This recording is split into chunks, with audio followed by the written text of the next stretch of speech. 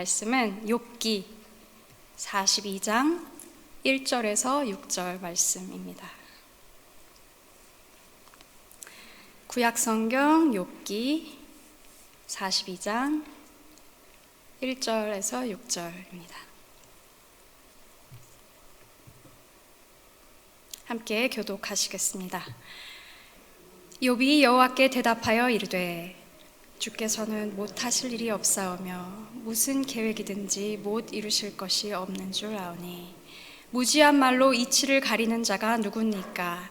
나는 깨닫지도 못한 일을 말하였고 스스로 알 수도 없고 헤아리기도 어려운 일을 말하였나이다. 말하겠사오니 주는 들으시고 내가 주께 묻겠사오니 주여 내게 알게 하옵소서. 내가 주께 대하여 귀로 듣기만 하였사오나 이제는 눈으로 주를 배웁나이다. 그러므로 내가 스스로 거두어드리고 티끌과 제 가운데에서 회개하나이다. 아멘. 여러분들 손주분들이 있거나 이제 자녀들 키우거나 또 아이들을 볼 기회에 있을 때 왜? 라는 질문에 덫에 걸려 보신 적 있습니까? 아이에게 자 우리 이제 나갈 거니까 옷 입자. 애가 묻죠. 왜? 밖에 추우니까 옷 입어야지.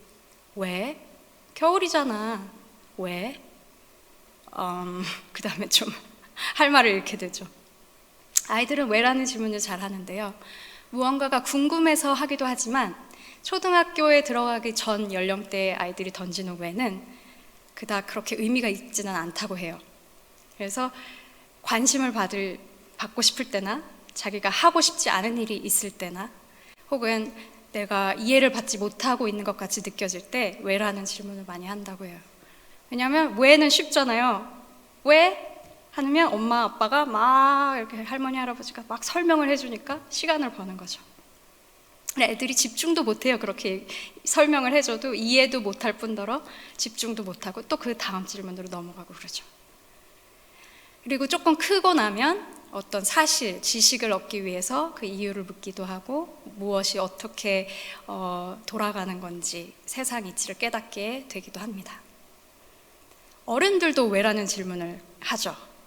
근데 어른들은 이미 알고 있는 것이 많다고 생각해요. 그렇죠? 그래서 호기심이 조금 떨어져요. 왜 하늘은 파랗지?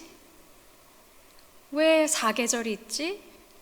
이미 답을 알고 있는 경우도 있고 별로 궁금해지지가 않아요. 하루하루 살기가 바빠지죠. 그래서 왜라는 질문을 던질 때는 보통 어때요?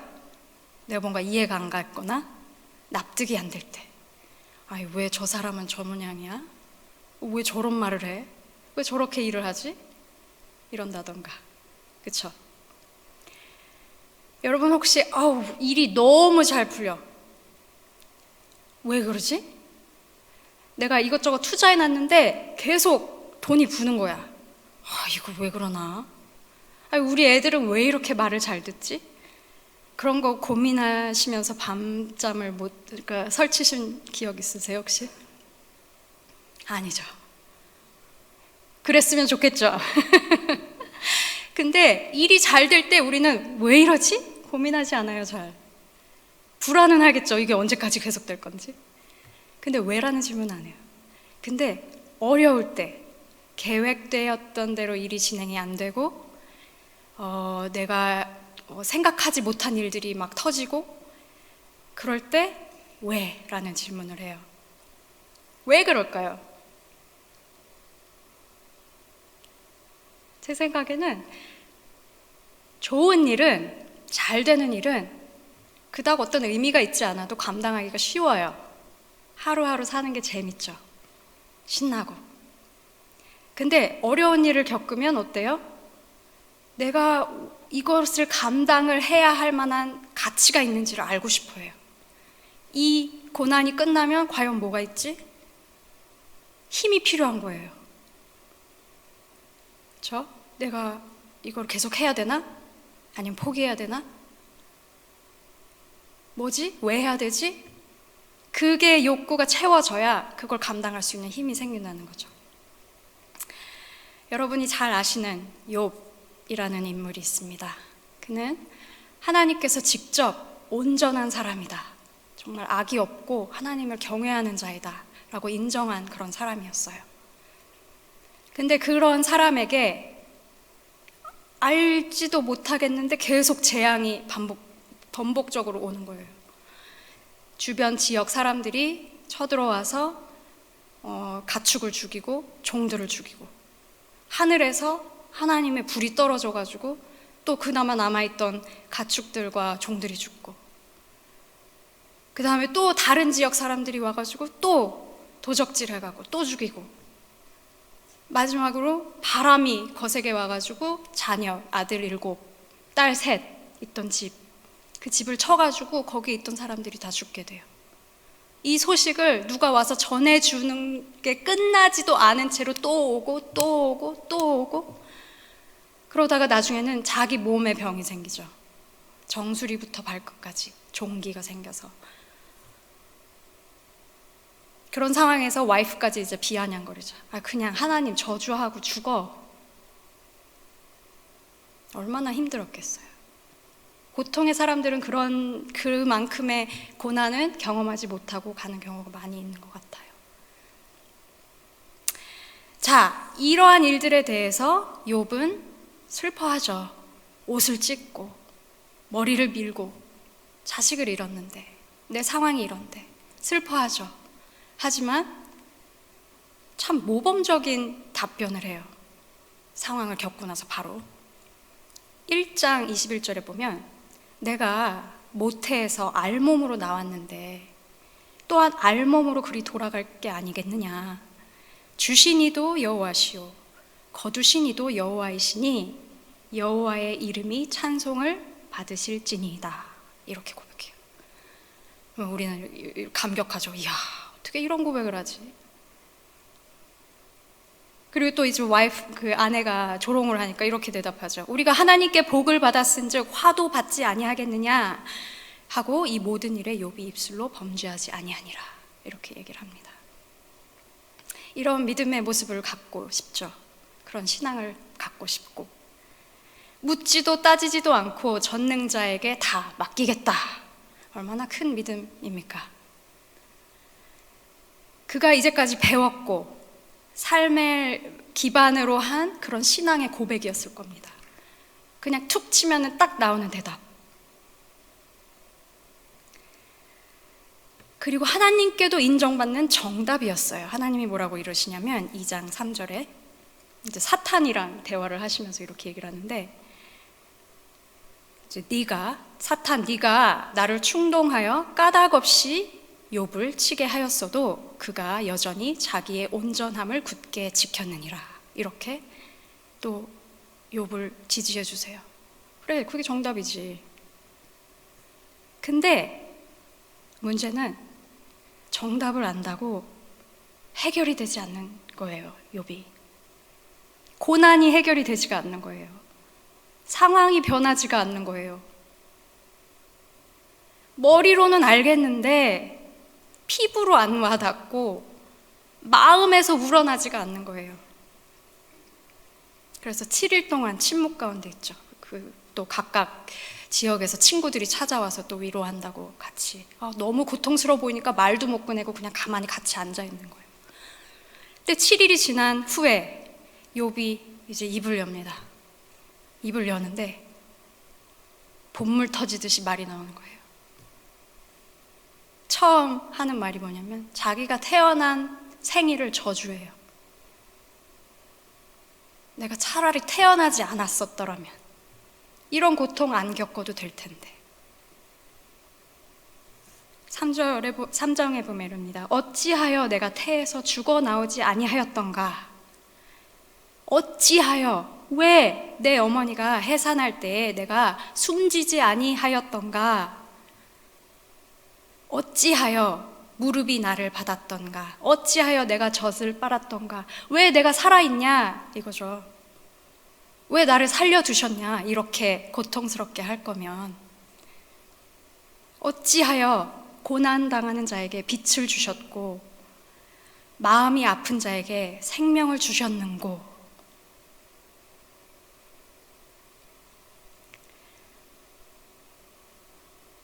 여기에서 욥이 외치는 어찌하여, 왜는 이유를 묻는 게 아닙니다.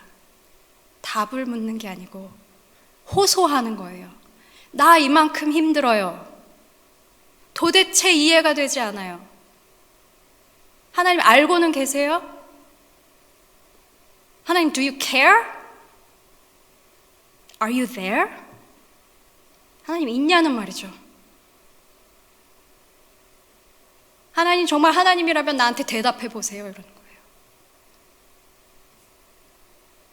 너무 힘드니까 이렇게 새어나오는 거예요. 우리도 그렇죠.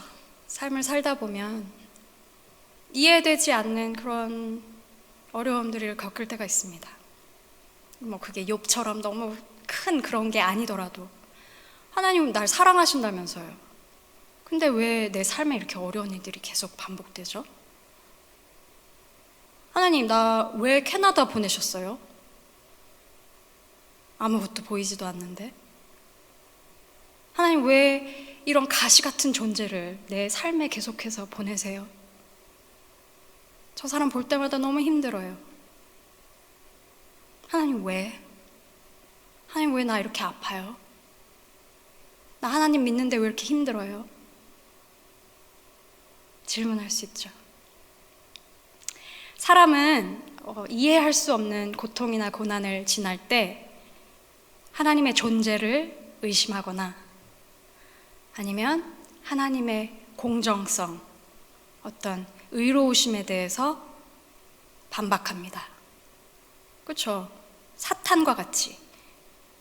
욥은 모르지만 우리는 그 욥의 내용의 구성에서 앞부분에 하나님과 사탄의 대화가 있었다는 것을 아는데, 사탄이 이래요. 뭐 이제 하나님이 얘기하시죠. 너 욥이란 사람 아니야. 진짜 온전하고 괜찮은 사람이다. 정말 의인이다. 이렇게 얘기를 하는데 사탄이 뭐라고 하냐면, 하나님, 이유 없이 그가 하나님을 경외해요?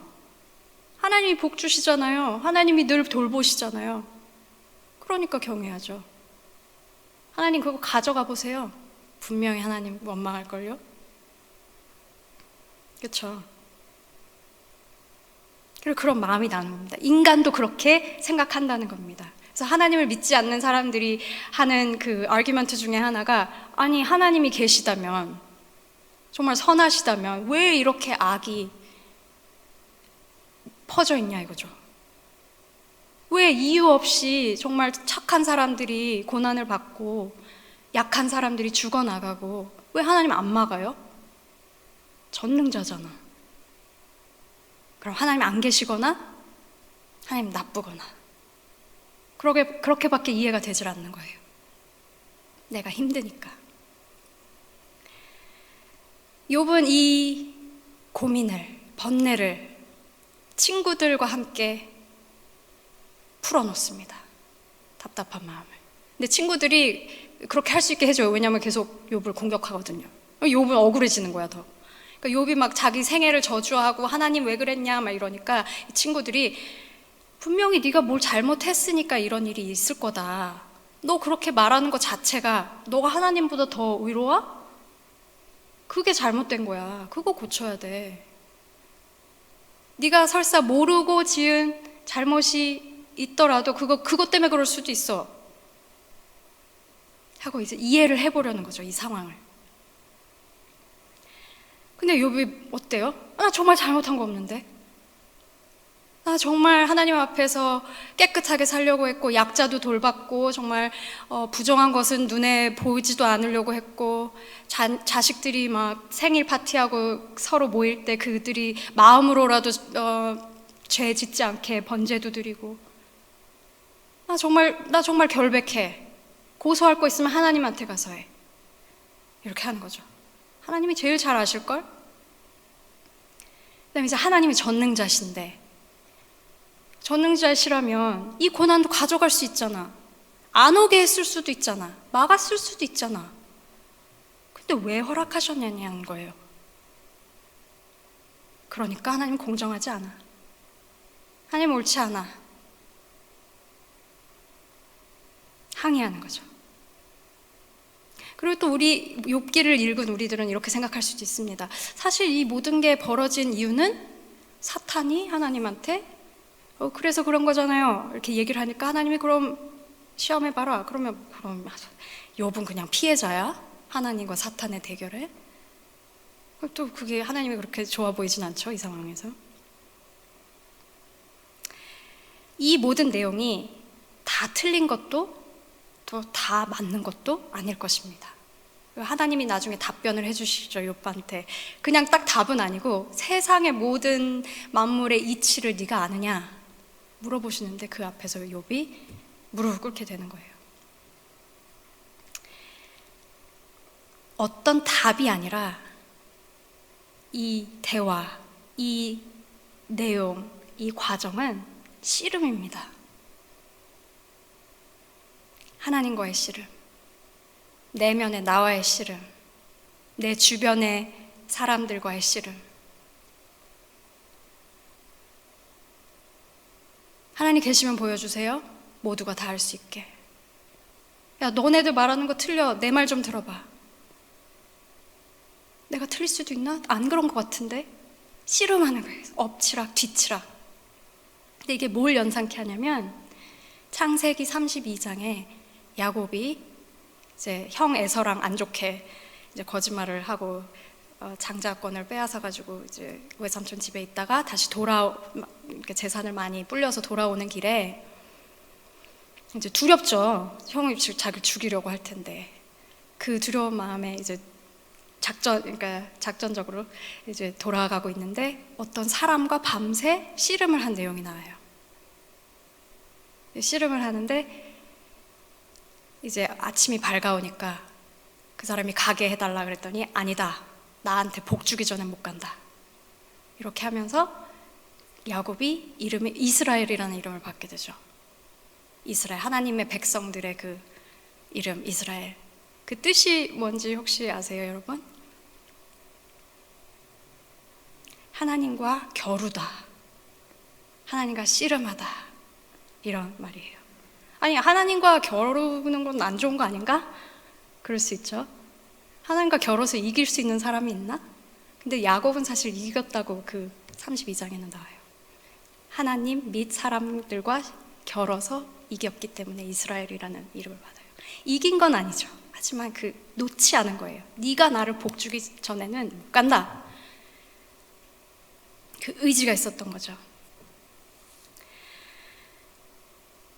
이 씨름을 통해서 욥이 원했던 하나님의 음성을 욥이 듣습니다. 근데 그 답은 자기가 생각했던 답은 아니었어요. 오히려 친구들이 말했을 수도 있고 내가 잘못됐다는 것을 입증하는 그런 답변이었어요. 그래서 욥이 고백하죠. 내가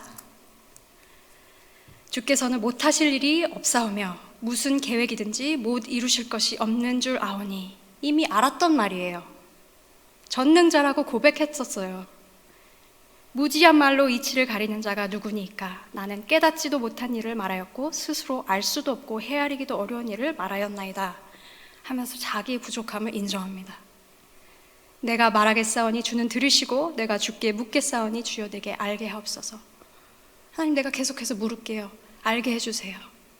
이제 막 깨닫기 시작했어요. 하나님 말씀하시니까.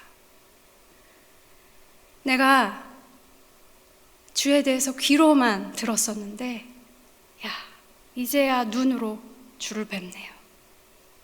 그리고 나서 한 결단이 뭐냐면 지금까지는 자기 의지로 하나님 답을 주세요. 하나님 어떻게 해주세요. 이 상황을 어떻게 할까요? 날 죽이든지 살리든지. 하나님, 내가 하나님 만나고 보니까 스스로 거둬드릴게요. 내 친구들이 뭐라고 그래서 그런 거 아니고 누가 뭐라 그래서 그런 거 아니고 내가 하나님 만났더니 하나님, 내가 하나님 앞에 할 말이 없네요. 그리고 회개하나이다 라고 했습니다. 누가 이 정답을 욥에게 그냥 이렇게 해 라고 줬다면 욥은 분명히 또 반박했을 거예요. 아니야. 근데 이 과정 가운데서 하나님과 씨름하고 만난 거예요. 이미 알고 있던 것인데 그게 자기의 고백이 된 거예요. 헷갈리시죠, 좀? 제가 상담을 하다가 이런 경험을 한 적이 있었어요. 어떤 중년 백인 여자분이셨는데, 이제 공개적인 자리에서 배움을 위해서 한 상담이었기 때문에 제가 나눠드리는데, 이분이 자기가 지금 상황이 너무 답답하고 어렵고 그러니까 이제 우울감이 있고 좀 힘들다고 해요. 그래서 이제 주변에 어떤 사람들이 도움을 줄 수 있을까 해서 제가 이렇게 물었어요. 누가 있습니까? 뭐 남편이 있고 또 뭐 자식이 있고 뭐 이렇게 얘기를 해요. 그럼 그분들이 도우려고 합니까? 어떻게 도와줄 수 있습니까? 하니까 도와주려고 하긴 하는데 정답만을 말한대요. 이제 크리스찬 가정인데 하나님이 널 사랑하셔. 너와 함께 해주시고 분명히 도와주실 거야. 이런다는 거예요. 근데 그게 듣기가 너무 싫대요. 그래서 그러면 무슨 말을 듣고 싶으세요? 그랬죠. 그랬더니 정말 뜻밖의 뭐라고 대답했냐면 똑같은 말을 하는데요. 좀 생각을 하더니 이렇게 해요. 예. 하나님이 나를 사랑하셔서 나를 도와주실 거라고 하면서 우는 거예요. 제가 듣기론 똑같은 말이잖아요. 그거 주변 사람들이 해줬던 말 아니야. 근데 그때 제가 깨달았어요. 정답은 아는데 내가 못 느끼겠는 거야. 그게 내 고백이 안 되는 거야. 그러니까 정답만 말해주는 사람들이 미운 거죠. 알지도 못하면서. 근데 그 말이 정말 자기의 고백이 되고 싶은 거예요. 아, 정말 하나님이 날 사랑하시는 거 내가 느끼고 싶어. 나 도와주실 거라는 거 다 믿고 싶어.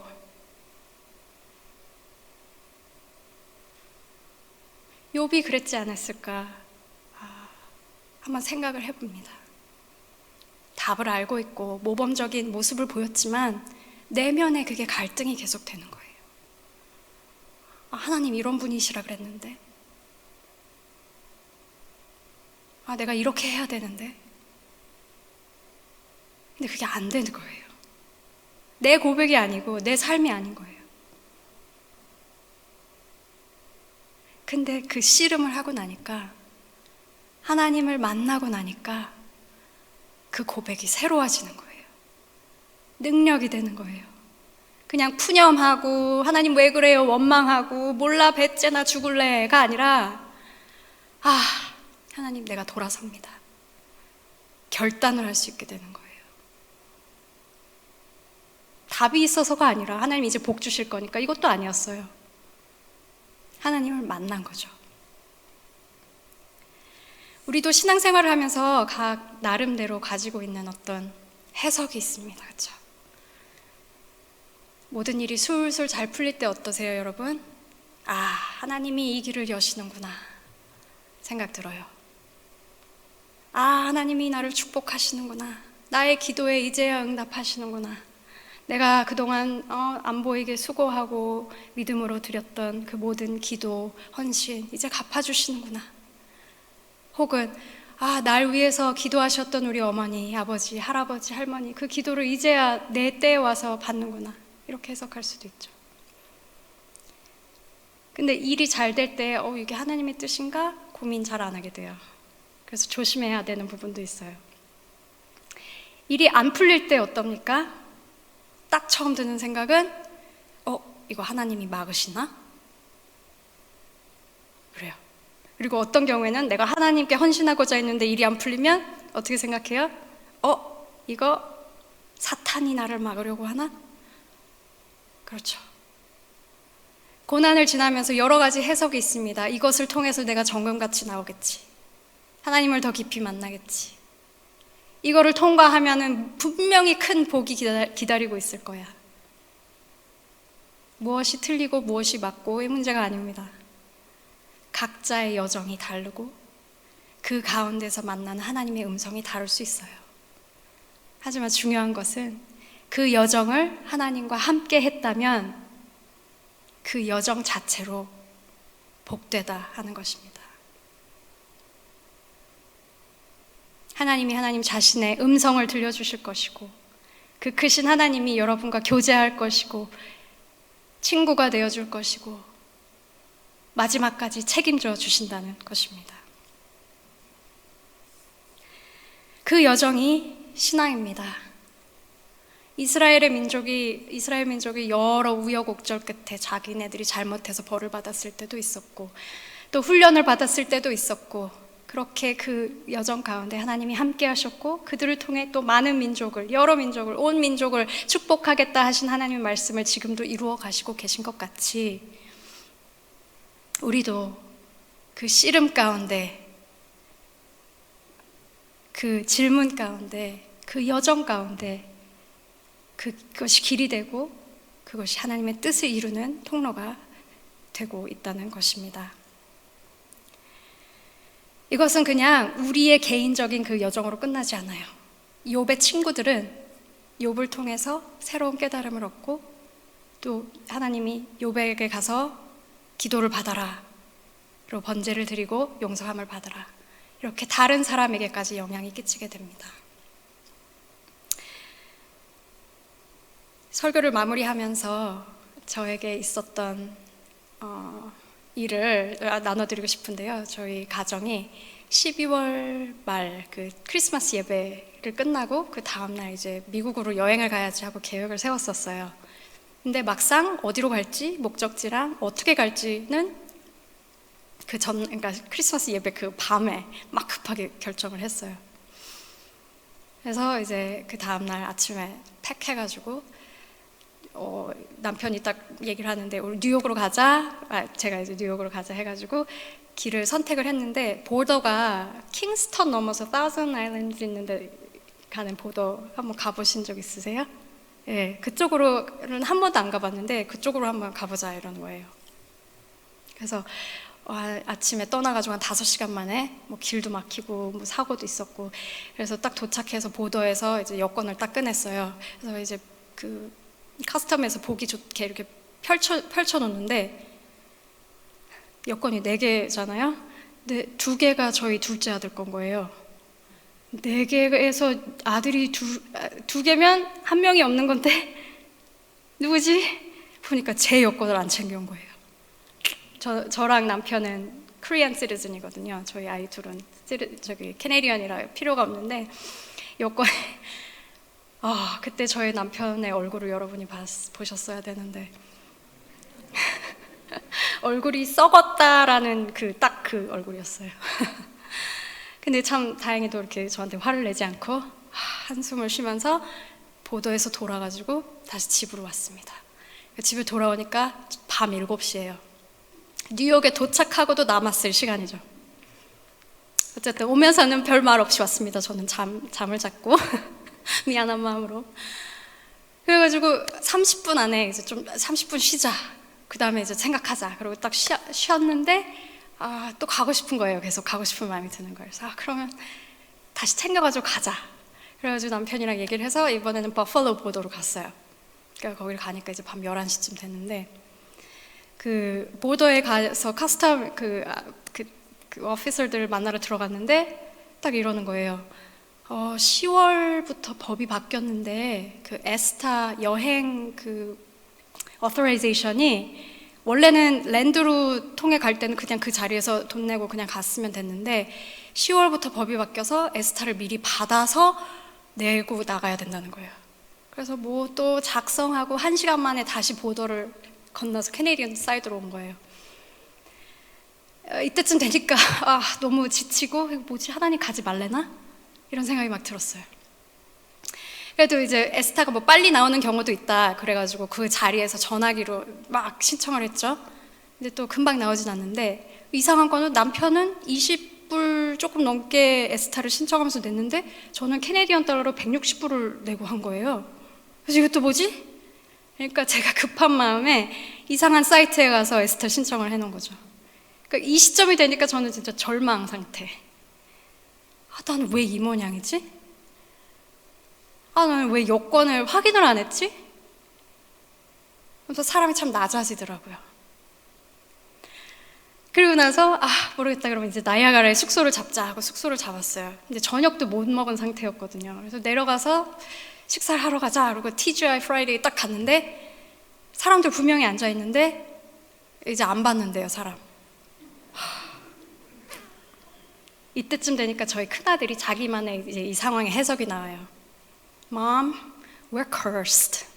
우린 저주받았대.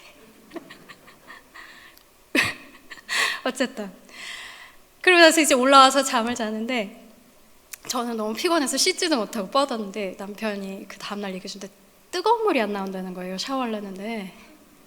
근데 새벽 1시니까 이거 사람 부를 수도 없고 누구 들어오라고 그럴 수도 없고 다 자는데 그래가지고 이제 아침에 얘기를 해서 그러면 우리 체크아웃 타임을 원래 11시인데 1시로 좀 늘려달라 그래서 그걸 받고 이제 좀 뜨거운 물 고치셔서 씻고 막 이랬어요.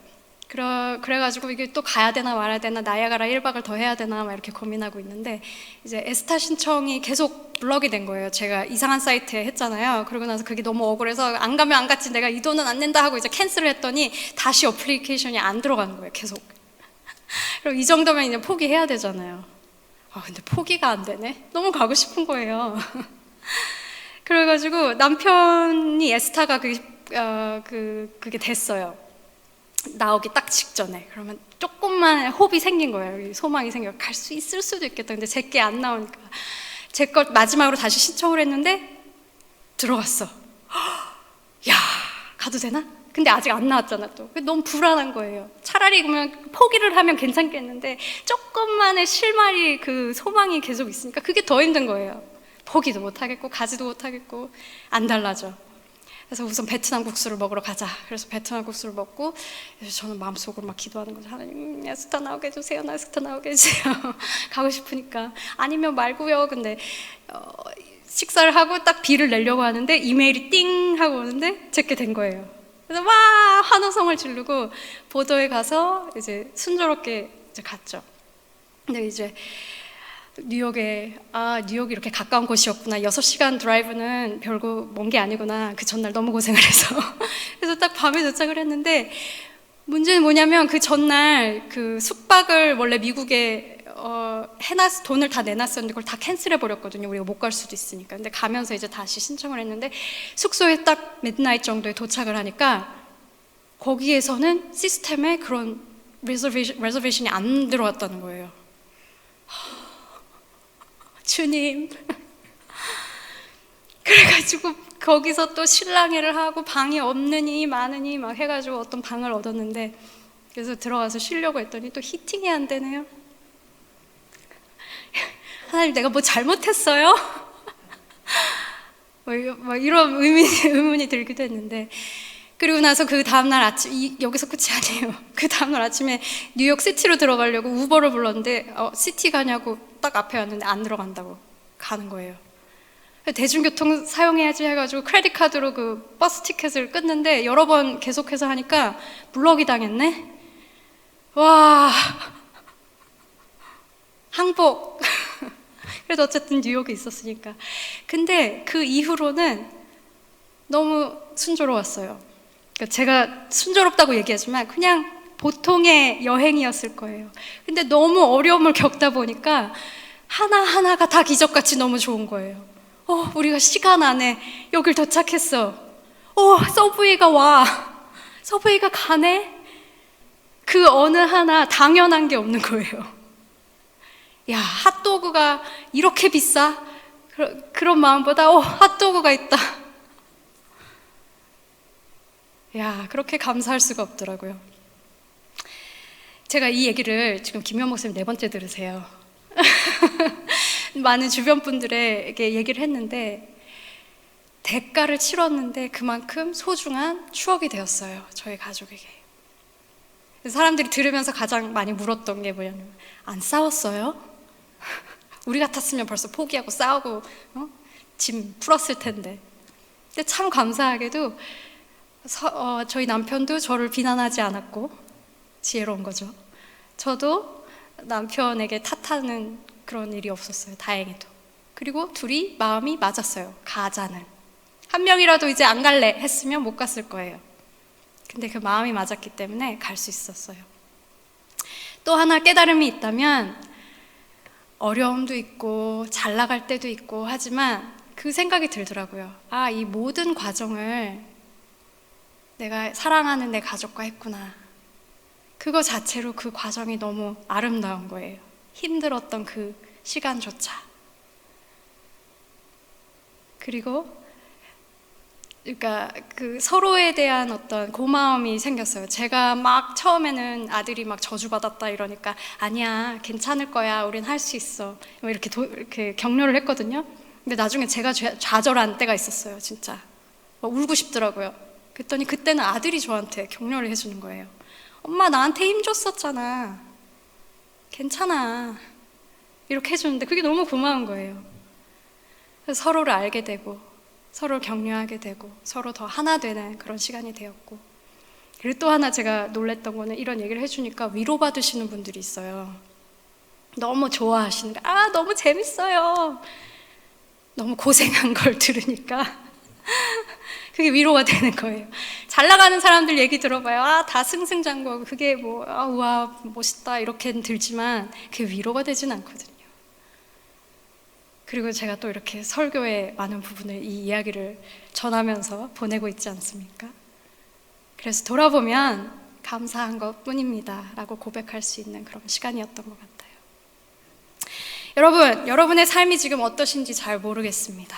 힘든 시간을 정말 알 수 없는 그런 시간을 보내고 계신 분이 있으실 수도 있고, 또 앞으로도 교회가 넘어야 할 산이 많이 있죠.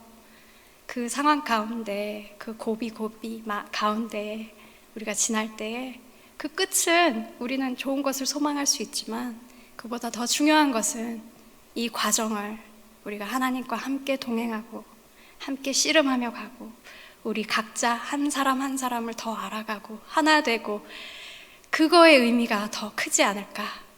우리가 그 가운데 하나님을 새롭게 만나고 우리가 그냥 머리로만 알고 있던 하나님에 대한 지식이 내가 이렇게 해야 돼 라고 했던 그런 것들이 정말 내 내면에서, 내 중심에서부터 흘러나오는 그런 고백이 될 수 있길, 결단을 내릴 수 있는 그런 동기부여가 될 수 있길 예수님의 이름으로 간절히 기도합니다. 기도하겠습니다.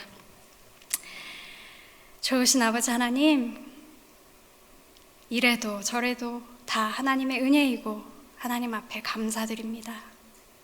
하지만 하나님, 거짓말은 하지 않겠습니다. 어쩔 땐 답답하고 어쩔 땐 원망스럽고 어쩔 땐 포기하고 싶을 때도 있습니다.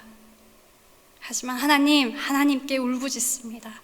하나님께 매달리고 하나님께 그 답을 얻길 원합니다.